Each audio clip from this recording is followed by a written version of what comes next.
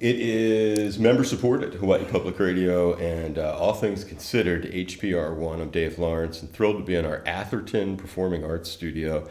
And this is a joint that before the pandemic we used to do a lot of stuff in, and have only been back in. This is our second time on ATC since the pandemic, and ironically, boy, did we pick the right cat to welcome back. And a guy that has been on the show with us for 14 years now. That's how long it has been. And he's going to be doing a very special Ron Oates II and Friends gig, plus opener Jenny Yim. It's tonight at the Hawaii Theater. We're going to be hearing about that and more. It's a musical cat who has had such a connection to the islands for so many decades. You know him from Hall & Oates. You know him as like a really gifted guitarist, songwriter, singer, John Oates. Thank you so much for finally, after 14 years, you made it into the studio. Dave, I wasn't trying to avoid you, man. It's just one of those things. I totally know, my man. It happens, and it's a real... it's scheduling. You know, there are some bands, they come and they're coming from Japan, and they only have a day or something. I mean, yeah. I've dealt with it for so long, and it's a thrill, though, that this finally happened. So let's back up and get a little context on this particular gig. So... Ron Oates II and Friends. Now, Ron's brother, I guess, was on the big TV thing. Now, how do you connect to Ron? What's the connection there? Ron and I met on the Joe Bonamassa Blues Cruise about a year ago. We were both on that cruise, and frankly, I didn't know much about him at all. But I loved him. As soon as I saw him perform and play and sing, he's got such a great spirit, man. He's just a really cool cat. And we hit it off, and because he spent some time in Nashville, and that's where I'm living these days, we just said, hey, man, let's get together when we're both in town. And he came over, and we wrote a song together, which is coming out on my new record, which will be out in the fall.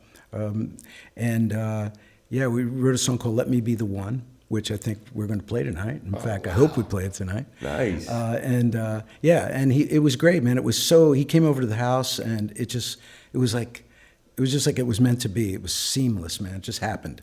And he's super talented. So I was really excited about the song, and got a chance to record it. And so we'll preview it. We'll give the folks a preview. And that's what I was going to say. So you guys haven't played together live? No, we actually never have. No. Ever? Just played around in my little home studio when we were writing.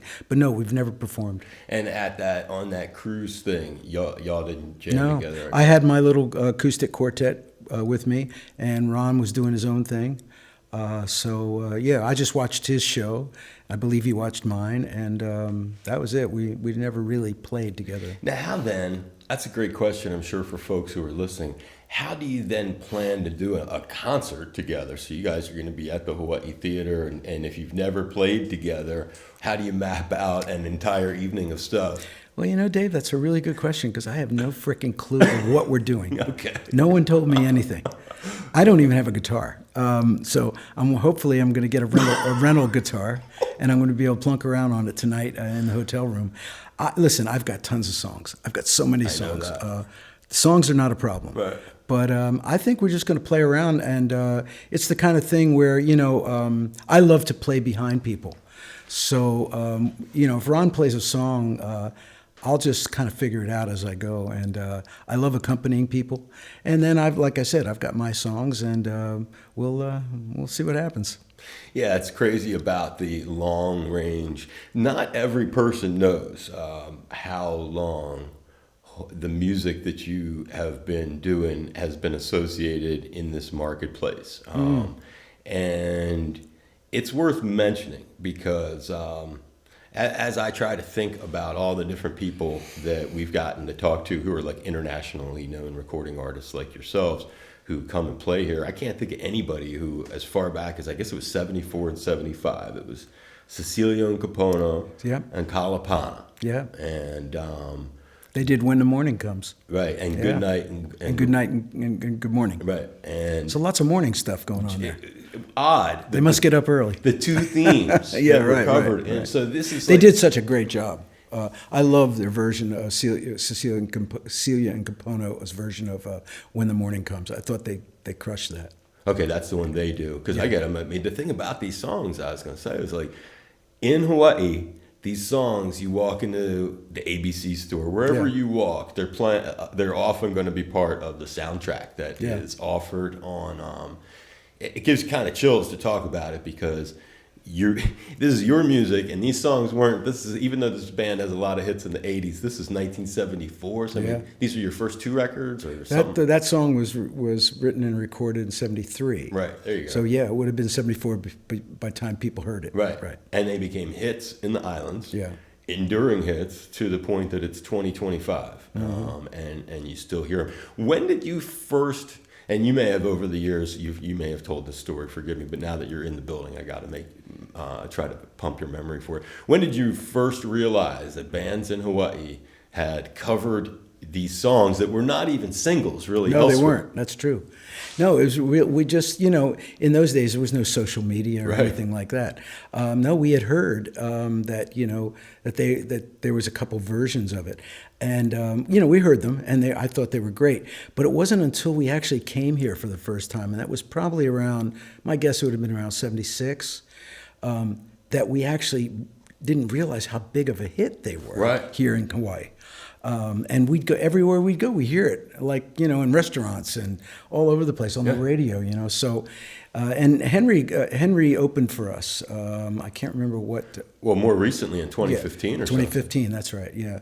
And he's awesome. I love him. So yeah, man, it's great. We've had a nice connection with the islands and in that way, and I've still got some friends here, which is cool. You didn't ever, that's a great lead into another question. So you point out that one time that I know Henry opened for you guys. When C&K never opened for you, or you had no other prior stuff with Henry even until that one time. Wow, then I got to see the only time that happened. That wasn't. That's right. That was the last time y'all played here. Yep. And then the other band, the Kalapana one, same deal. Was it just like who was it? Was it your label? How? Oh, probably a label or a journalist or someone mentioned it, and then of course we found it. And like I said, but the difference was, it's one thing to hear a recording, and go, hey, that's cool. But it's another thing to come here and realize that was a huge hit, which is really awesome. Yeah, So, and that's worth pointing out again. That was the mid '70s. It's 2025. They're still they're like a classic rock song. That was 50 years ago, man. Right? Over 50 years. And that's ago. really true. It's kind of crazy. Yeah, right? it's like the way a Zeppelin tune is on a classic rock station. Yeah. Those things are here. Yeah. And when we think about this, I saw you were doing a bunch of shows on the mainland, and when you mentioned that the quartet. Is that the? Yeah, it's an acoustic quartet that I've got going. I've been doing it for about 2 years now. It's a real singer-songwriter show. In fact, it's called An Evening of Songs and Stories. And it's just, I've got two amazing musicians from Nashville and a percussionist from Colorado who I've worked with for over 30 years. And it's great. I mean, it's just really low key, very personal. I get a chance. I just sit there and tell stories about how the songs were written, backstory on, interesting things about the collaborations with different people. And I play everything from folk music, from the folk revival in the 60s, stuff that was influential to me, for everything from Mississippi John Hurt and Doc Watson to Chuck Berry, Smokey Robinson, and I play some Curtis Mayfield. So and you're telling us these are things that obviously meant a lot to you. And I don't play any song unless it's intentional. There's got to be a reason for it. Sure. It's a song like Curtis Mayfield's a perfect example. When I was a kid and I saw him perform in the '60s, it was very rare to see an R&B performer who actually played a guitar and sang, because most of the time in those days, most R&B soul singers would be, a vocalist with a vocal background group and a band. But he played this cool Fender Jaguar, which I thought was awesome. And so, it was like one of those things where, wow, you can play and sing at the same time? Hold on, I better figure this out. So I copied a lot of his. In fact, I play, my electric guitar style is very much like Curtis Mayfield. Well, seeing as how you hooked up with the Temp Cats and others along the way, did you ever get a Curtis hookup to? I never met him. That's a big regret in my life. He was one of my biggest heroes, and I never got to meet him. So unfortunately, of course, he passed away quite a while ago. Yeah, no, it's a drag. And so you got a guy from the Colorado days. Now that's back when John used to sport emus in That's the right. family. We had a little ranch with my wife comes from a farming family in Illinois, and so growing up she had everything. You know, the miniature goats and the potbelly pigs and all kinds of crazy stuff. So when we moved to Colorado, she wanted to have all. We had emus, llamas, alpacas, peacocks. We had pigs. We had chickens and dog, cats, you name it. Emu's a big one though, man. Yeah, we had about 11 emus. They were crazy. Wild. Don't ask me why. When she said she wanted emus, I go, yeah, 11 okay. 11 at the same time. Oh yeah. Oh, we have crazy stories about that. And you would interact personally with them? Not if I could help it. They were tough, kind of animals. Well, yeah, they're like prehistoric. Oh, yeah, they're beautiful. It's like having a dinosaur, Yes, on your are. property. It's kind of like an ostrich for folks. Do you want to hear a really funny story yes, about course, that? I totally do. Okay, so she would find them and she'd rescue them from various places, right? So one time we were flying back from a little tour somewhere, and we flew back to Denver, Colorado, to the airport, and she said, "I found some baby emus up in near Boulder, which is not too far from Denver." So she goes, "Let's go get them." So I rented a minivan, and we had our son, who was probably only about 4 to 5 years old.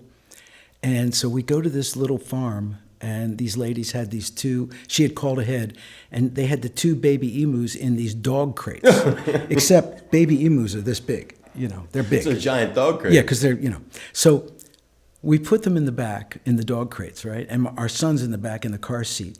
So now we're on I-70 heading into the mountains to go home, and these things are like, and the dog crates were held down with bungee cords.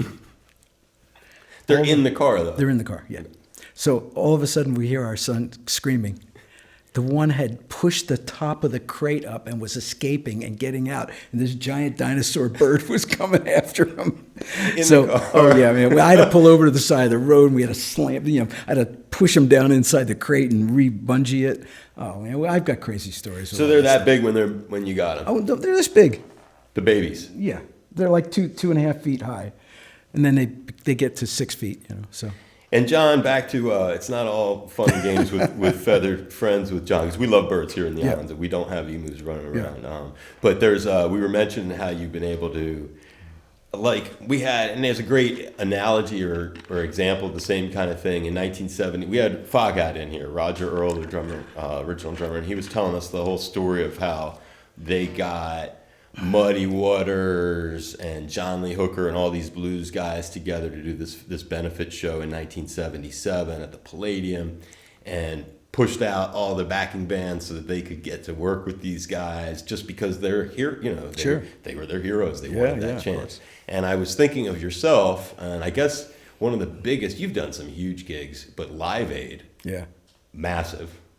Well, at the time, it was the biggest music concert in the history of the world. And at the same time, don't you get a chance to sort of do your own kind of thing, like with the Foghat thing, where you got to... Well, we had Eddie Kendrick and David Ruffin, who were the lead singers of the Temps. We had done a show with them at the Apollo Theater prior to the Live Aid. And a record, right? Yeah.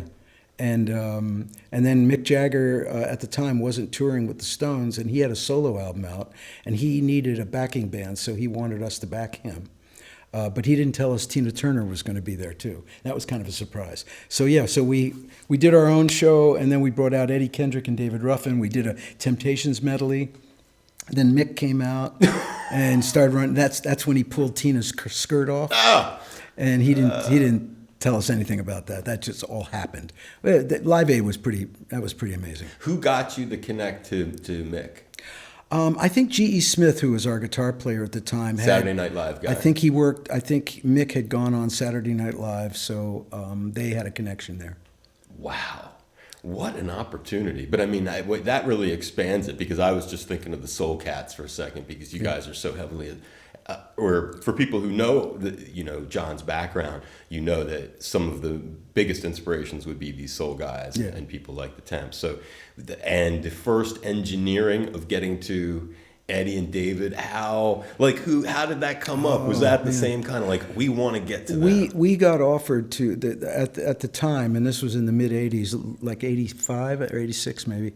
The Apollo Theater, which is the Creme de la creme. that is the mother church of soul music in Harlem, New York.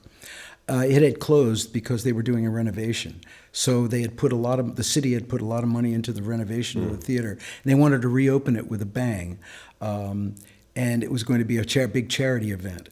And they asked us to open it, to be the opening act, which was really a big honor. Yeah.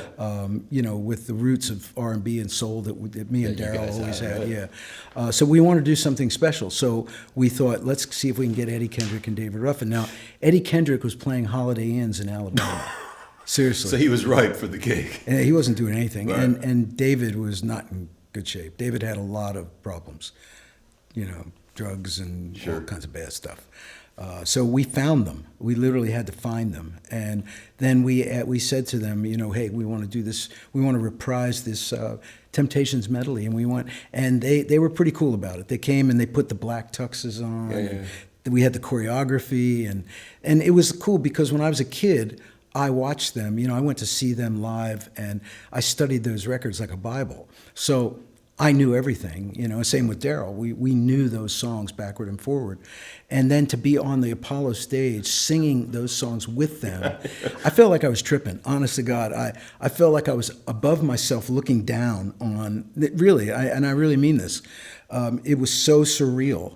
And unlike tonight's gig at the Hawaii Theater, where there was no rehearsal and you don't know what you're going to play. That's a different kind of edge. At that show, how much rehearsal prior to live to get? We did some rehearsal. Like few? But we had this incredible '80s band. The '80s band that we had with G.E. Smith and T-Bone Walk and Charlie DeChant and Mickey Curry. That band was so good that it didn't matter what kind of music. Sure, you could wing it. You're saying, and we had a full horn section. But to get to work with them, I'm saying, in the rehearsals is what the bitching part of that. It was great. We worked out all the harmonies and everything. Yeah. You rehearsed in Philly somewhere? No, we rehearsed in New York for the Apollo Theater show. Right. And once we had that under our belt, you didn't need to rehearse. By the time for we got to Live Aid. Philly for Live Aid, we already knew it. I get it. Right. You had rehearsed in advance for the Apollo, one gig at the Apollo, right, and then you get the chance to do the Live Aid. And before we wrap it up with you, any other? You mentioned the Tina and Mick, which is just two additional. I gotta believe you were just as influenced in a lot of ways by Tina when you were young and by the Stones too. Well, I loved, as really in the early days growing up, Ike and Tina Turner, when they were together, was very influential because they were really. That was kind of the transition between soul and rock. Yeah, they were really kind of one of the acts that kind of made that transition. Once Tina, went on her own, she was just a great superstar, but I didn't really follow her as much. But Ike and Tina Turner, that group and what they did together was really influential. I'm gonna be your garbage man. What was that? It sounded like some badass song too. Yeah. And Mick, any interesting Mick ones? I remember I saw the Stones when they first came to Philadelphia in the '60s, early '60s, around '65. Like Civic Center? Yeah, they played. I can't remember where they played, but they were on a review. It was called a review in those days. Yeah. Radio stations would put them together. So everyone would come out and do 2 or 3 songs. And it was actually a soul R&B review. And then the Stones came out. No one even knew who they were. And they were still at that place in their career where they were playing blues songs and Chuck Berry songs, and they were still trying to be like a blues group, the original. It's kind of like how soul was to y'all, the blues was to them. Same thing, yeah. And I saw them, and I always thought they were good. Obviously they're Stones, So. Did you ever see a show in JFK other than being there yourself to perform? No. What a wild joint. I saw the Philadelphia Eagles play football. They played in there before the vet was made? That's where they played, yeah. Really? Yeah. I don't even, because that vet, I guess by the time I have memory, the vet was already up and running. Yeah, they started at JFK and then moved to the vet. Okay, I remember the Army-Navy game or whatever being in there. Yeah, that's right. It would always be there. Yeah, I remember that being in there. I saw Floyd in there and the Dead. Yeah. But those were both right after Live Aid, and then Yeah. they closed it. So you never got to actually. No. Well, you didn't need it. You were on stage. You know, but man, just had to ask, I don't 'cause go to that's concerts. You don't ever go to anything anymore. I'll go see my friends play, and especially in Nashville because everybody comes through town. And you know, I love going to the Ryman Auditorium, which Yeah, is yeah. like this one of the Holy greatest, Grail. the Holy Grail. It's one of the greatest acoustic venues in the world. So I'll go, I'll go there to see people. You know, I got to do a John Prine benefit recently, and I'm a big John Prine fan. Yep. Yeah, so so there's just whenever someone's in town, Donovan Frankenreiter, Oh, yeah. Your boy from Kauai. he's coming to Nashville on the 18th, and I'm going to sit in with him. He just got a hold of me and said He's playing the Ryman? he's playing. I don't know where he's playing, but wherever he's playing, I'm going to sit Do in you with feel him. Johnny Cash's ghost when you're Oh in man, when you go on that stage, that is a very magical experience. It's when you're standing on that stage, and you're standing where Johnny Cash and Elvis and Dolly Parton and Hank Williams and Jimmy Rogers, and it's really, really seriously heavy. Do you have, some performers don't ever care. Do you have, like that venue sounds like you got the reference. Like, is there a all-time favorite, like being in Radio City or is there a venue that that means something personally? I guess the Apollo. Yeah, I mean, not really. The big stadiums, and we never really played stadiums too much, but we played big arenas. Yeah. You got your Madison Square Garden, and you've got your those kind of places are they're important. You know what I mean? They stick in your mind, but. There's something about playing the Ryman Auditorium that is completely different. No, of course it is. I'm just because we've named all these famous places in one conversation, so it's just because then I go back to thinking like you're growing up in Philly and New York's an hour and a half away. Mm-hmm. You never went up and drove up there. Did you guys go up and see shows at the Apollo like a fan? Yeah. Well, the first time when I first met Daryl, Daryl had met the Temptations because he had done a show, and the Temptations liked him. In fact, Daryl's first group was called the Temptones. Because a little bit of love there. Yeah, well, it was kind of a copy of the Temptations. And when I joined Daryl's group, I had a group in the 60s, and two of the guys got drafted into Vietnam. The group fell apart. I met Daryl, and I joined his group as a guitar player, as a backup guitar player. In the Temptones? In the Temptones. They were just a vocal group. Okay. Nobody played any instruments. All right.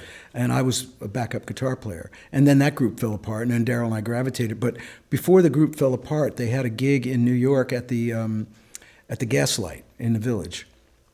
So we went up to New York, and I remember going up to 48th Street where the music stores were at the time, and I bought a new guitar for the occasion. And then so we did our showcase, and then Daryl said, "Hey, we're going to go to the Apollo and see the Temptations show that night." Like after your gig? After our gig, yeah. And so I was like, "Oh, this is good."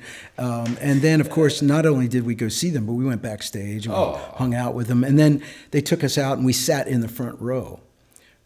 And so that was one of the first things I actually ever did with Daryl, was that experience. And so that kind of bonded us.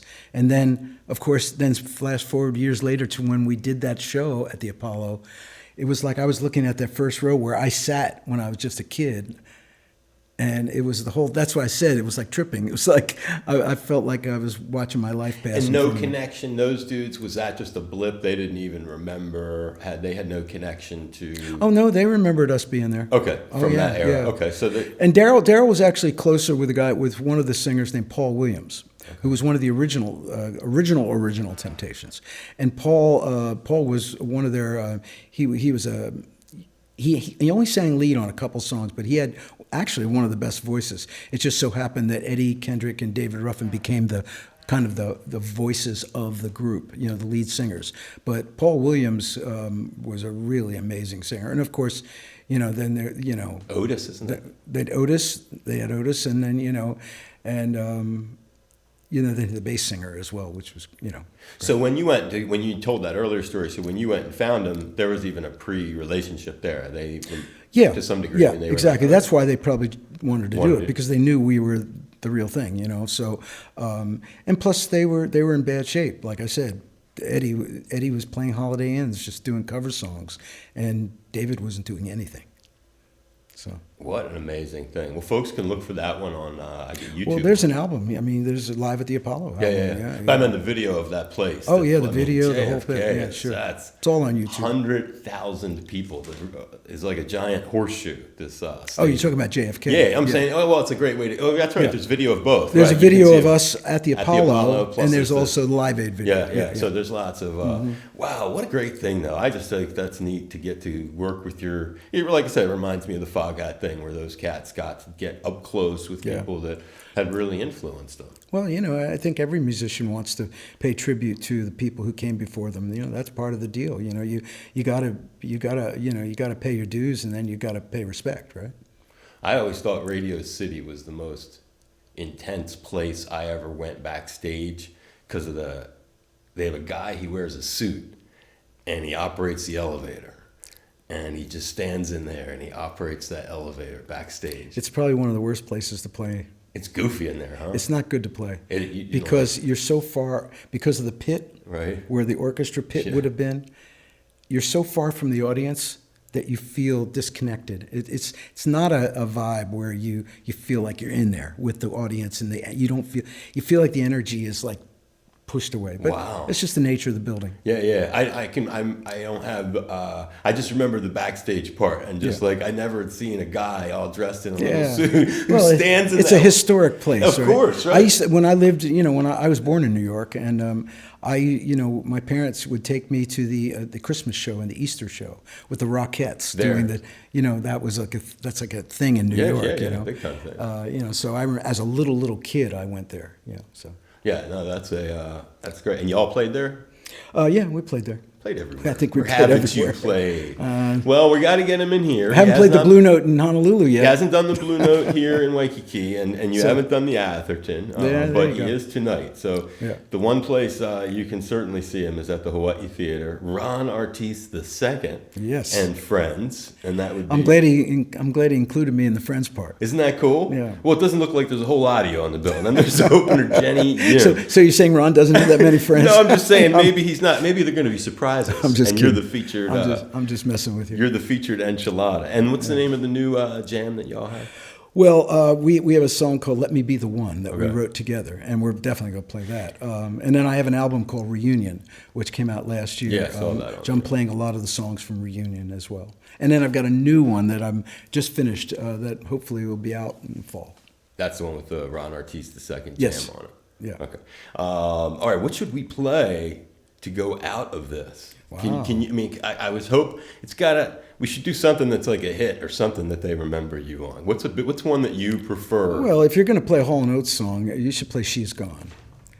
That's the song. That's the song that started it all. So, why not? Yeah, and that's a big memory here, probably for folks who aren't getting enough of the Kalapana and C&K covers when they're out shop. It is John Oates, legendary musician, guitarist, and performer, and it's just thrilled that you'd be back here from Hall & Oates, of course, and tonight at the Hawaii Theater, Ron Artis II and friends with Jenny Yim as well. I hope you had fun today. Was this okay? Yeah, man, this is great. I jumped off the plane, got to my hotel room, brushed my teeth, and came over to see you. That's how we do it, man. You're doing good. Thank you for doing it, and right. I really, hopefully, it's just the start of bringing you into our man. Let's do it again. Our enclave. Let's do it again. Thanks, man. All right.